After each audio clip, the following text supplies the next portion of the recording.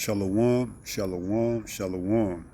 All praises to the Most High, Yahweh, Bahashem, Yahweh Shai, which is to say in the Paleo Hebrew, Yahweh, the name of the Heavenly Father, meaning He is, Bahashem, meaning in the name, Yahweh Shai, meaning He is our salvation. To the so-called blacks, Latinos, and Native American here in the Western Hemisphere, and to the rest scattered abroad throughout the four corners who look like the other nations, but through the patrilineal lineage go back to the Hebrew Israelites. Would you sign up? Would you sign up? Thousands of people want to have a portion of their skull removed and one of Elon Musk's neuralink brain dips implant, report claims. So this thing is growing closer and nearer. You know, we now seeing that there's a large part of the population, according to this article, Daily Mail, that's saying thousands of people are willing to sign up for this, procedure, which we're going to go into and, dive a little bit deeper into it through this article. So although you would think people would be skeptical about signing up for this, you have thousands of people that's already, put their name on the list to begin this trial, which they say is going to take 6 years. But, that's just the initial phase. And it's set to begin next year in 2024, which is right around the corner.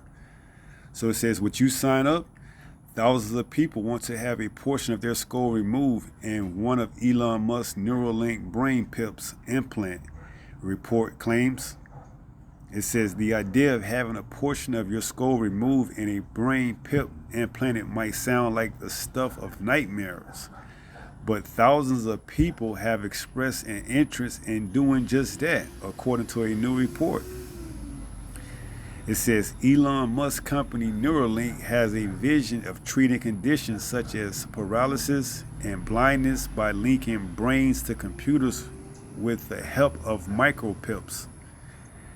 But to achieve this, it needs a number of volunteers willing to have a chunk of their skull removed so that a robot can insert a pip into their brain and prove that the technology works in people. The implants have so far only been tested on monkeys and pigs. So the next phase is, guinea pigs or humans. So they're going to roll this thing out, and they're going to show through their testing that this is indeed something that's potentially positive for the population. It says, keen. Thousands of people are said to have expressed an interest in having one of Elon Musk's controversial brain pips implanted into their skull as part of an experimental human trial. And in this part of the article, you can see how it works. The brain consists of special cells called neurons that transmit signals to other cells in the body like our muscles and nerves. 2, it says the electrodes of the Neuralink chip are able to read these signals, which are then translated into motor controls. 3, this could control external technologies like computers or smartphones or bodily functions like muscle movements. So this brain pip is going to be able to do it all, man. You're going to be able to have the computer in your brain. You're going to be able to, move muscles. They're going to be working lying wonders, okay?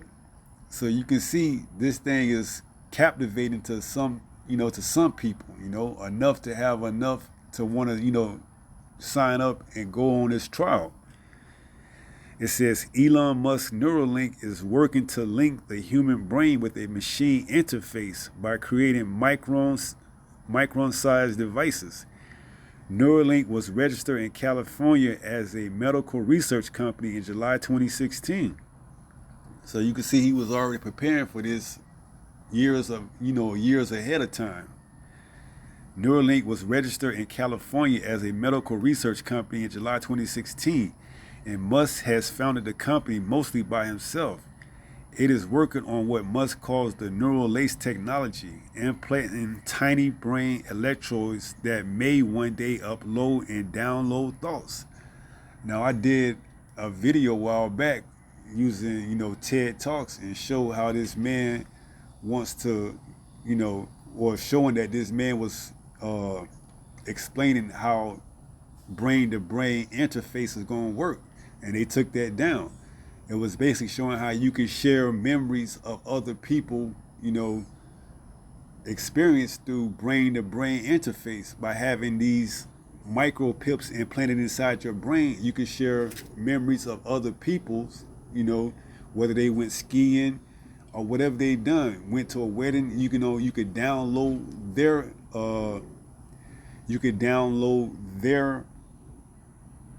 memory into yours and share it. So if you want to look up that, just type in something along the line of TED Talks brain-to-brain interface, and you'll see that. So it says Neuralink was registered in California as a medical research company in July 2016, and Musk has founded the company mostly by himself. It is working on what Musk calls the neural lace technology, implanting tiny brain electrodes that may one day upload and download thoughts. The technology is initially planned to be used to help people suffering from severe degenerative brain disorders such as ALS, but it could have wider uses in years to come. So that's how they always start off. It's good. It's going to help, with the initial plan, which is to help people who can't walk and talk. But then we're going to, somehow turn it into where you can have the internet in your head, the internet of things right there in front of you. Okay? And this is all prophetic. It's all speaking of in the Bible. And we're going to go into a few scriptures and we're going to get this. So let's go to Isaiah 31st, and let's start from there. Okay, this is Isaiah 31, and it says, "Woe to them that go down to Egypt for help, and stay on horses, and trust in chariots, because they are many, and in horsemen, because they are very strong. But they look not unto the Holy One of Israel, neither seek Yahweh." And once this thing is made mandatory, people are going to be going down there and receiving this. They're going to be getting it like it's nothing. See, right now, you kind of... you're kind of fringing at the fact that you got to have a piece of your skull taken out the size of a quarter. But once they make this thing, normalized, it's going to be nothing for you to go down there to Egypt. Speaking of these people who do the procedure, whether it's government or whether it's, a government-based doctor or whatever is made mandatory that you can go and get the surgery done at any type of, hospital or whatever it is. So it's going to be nothing once it's made, normalized for you to go down there and get it. Because people are going to want their sight back. They're going to want the ability to walk and be dependent once again, how they was before the accident, or they were born this way. They're going to want to go down to Egypt and get the ability to be able to see for the first time, And they're not going to think that at what cost are you going to have to pay to get this, because they didn't seek Yahweh while they had a chance. So they're going to go down there and get this blindly, and they're going to have to suffer the consequences, which is spoken of in Revelation, the 14th chapter, the 8th verse down to the 9th. Okay? So it says, "Woe to them that go down to Egypt for help and stay on horses and trust in chariots." Right, because they're going to see the works that this pimp is going to be able to do, and they're going to be, flabbergasted by it. Like, wow, I've seen the trials, I've seen the testimonies of people who couldn't walk and now can, and who were born blind and who can now see. And on top of that, I can have the internet at the thought of my mind. I can download thoughts. This is going to be the new game changer. No longer do you need a phone. You got it right there in your brain. Okay, and it speak of that in 2 Thessalonians. Let's go there and get that. This is second Thessalonians 2, and let's go down to verse 9. And it says, "Even him whose coming is after the working of Satan with all power and signs and lying wonders."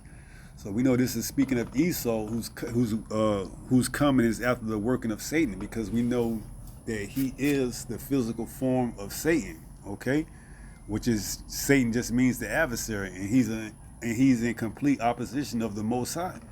The Most High says, pursuant to Luke 19:28, thou shalt not put any cutting in their flesh for the dead. And by doing so, and having this procedure, you are putting cutting in your flesh for the dead. Okay? So we understand that even him who's coming is at the working of Satan, when this thing is made mandatory, that, it's going to be able to produce to a degree of power and signs and lying wonders. Okay? But in the end, we know it's all designed by the Most High to get those who didn't believe to, be handed over to this devil. Okay, because essentially what you believe that you're doing on your own is all being controlled, through the works of these lying wonders that you can walk, because it's going to be this device that's controlling your muscles through the electrodes, your thoughts. All this is going to be backed up on, the cloud. Well, I don't know what it's going to be called then, but now you can see how the cloud, stores memory and stuff like that. So it could be something similar to that. So all these lying wonders is going to sound good to the person who don't know what's going on. Okay? I can get my motor skills back, my functions that I never had. If you were, born with a debilitating, whatever it is, whether it's not being able to see, talk, or hear, you get this procedure, you can do them all. And you can see how this is going to sound enticing to those of us who don't know exactly what's going on. So it says, in him whose coming is after the working of Satan, with all power and signs and lying wonders, and with all deceivableness of unrighteousness in them that perish, because they receive not the love of the truth, that they might be saved. So when they had the time to search out the love of the truth, that they might be saved, they endured to the end, they didn't. They just went straight down to Egypt to get this device. Okay? And this is because they was essentially marked, to have that device put into them so they can get that, judgment that's spoken of in Revelation. Let's go there and read that. 14 and the 8th verse. And it says, and there followed another angel saying, Babylon is fallen, that great city, because she made all nations drink of the wine of the wrath of her fornication. And the third angel followed them, saying with a loud voice, if any man worship the beast and his image, and receive his mark in his forehead or in his hand, what? The same shall drink of the wine of wrath of the Most High, which is poured out without mixture into the cup of his indignation. And he shall be tormented with fire and brimstone in the presence of the holy angels and in the presence of the Lamb. And we know that fire and brimstone is going to be via, those nuclear missiles, those ICBM missiles that's coming to, clean or purge this land, which is America, Babylon the Great. Okay? So you receiving that mark in your forehead or in your right hand, you're going to drink that same cup of indignation, along with the rest of the people. Because these heathens here don't have a chance of salvation. But you, of the 12 tribes, you have a chance of salvation if you endure to the end. But once you receive this mark, that's it for you. Whether you take it and receive it and then try to take it out, you've received it already. So your fate has been sealed. So once you take that mark in your right hand on your forehead, that's it for you. Okay? You're going to have to drink of that cup of indignation right along with the rest of these heathens that don't have a chance of salvation. Okay? So that's why you have to be up on what's going on in these times. Although it seems like it's an honorable thing that this guy is putting together a device that could potentially, change a person who couldn't walk or talk or hear or speak to now one that can talk, walk, speak, and hear. There's something that goes along with that, because that cutting of the flesh spoken of in, not Luke, I meant to say Leviticus 19 and the 28th verse. It says, ye shall not make any cuttings in your flesh for the dead, nor print any marks upon you. I am Yahweh. So this is a commandment. We're not supposed to make any cuttings in our flesh for the dead. So by you putting that cutting in your flesh, by that incision of that needle, for the dead, which is, not the God of the living, which is Yahweh, you putting in that mark, you're signifying that cutting of the flesh is the dead is of this man's kingdom, Esau, Edom. So once you take that incision, and you put that device inside you, you are essentially saying that this is your God. This man is your God, and he cannot revitalize you and bring you back to life. That cutting that flesh is of the dead. This man has no power over the living or the dead. So by you receiving that cutting and receiving that device inside of you, you're saying that this man is your God. Okay? So by proxy, you have to, receive the same judgment that's coming for him. And he's going to be completely annihilated and taken out of his rulership. So by you joining hand in hand with him, you're not going to go unpunished either. You're going to receive the same judgment that he receiving. And that's what we read in Revelation, the 14th, particularly the 10th verse. Okay? So we are getting closer to those times, man. You're seeing this, man. The agenda is coming forth. You're seeing the PIP being ready to roll out. You're seeing digital IDs, how they're going to be used as a snare, as bait for those who don't know what's going on. You can see how it's all culminating into one, okay?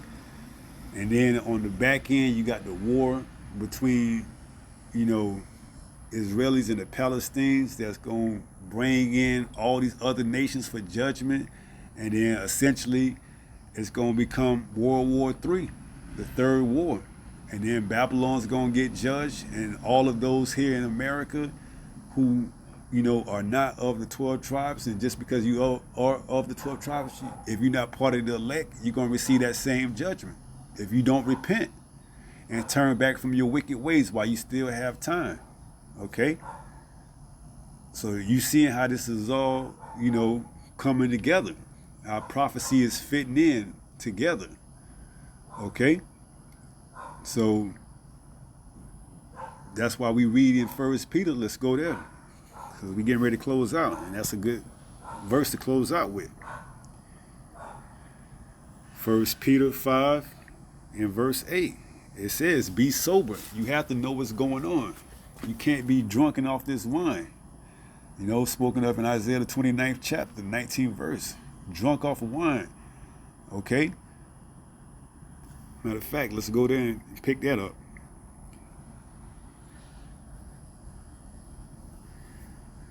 This is Isaiah 29 and verse 19.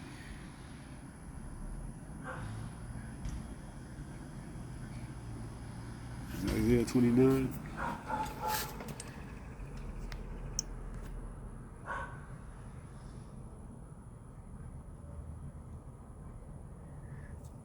Isaiah 29 verse 9 says, stay yourselves and wonder, cry ye out and cry. They are drunken, but not with wine. They stagger, but not with strong drink.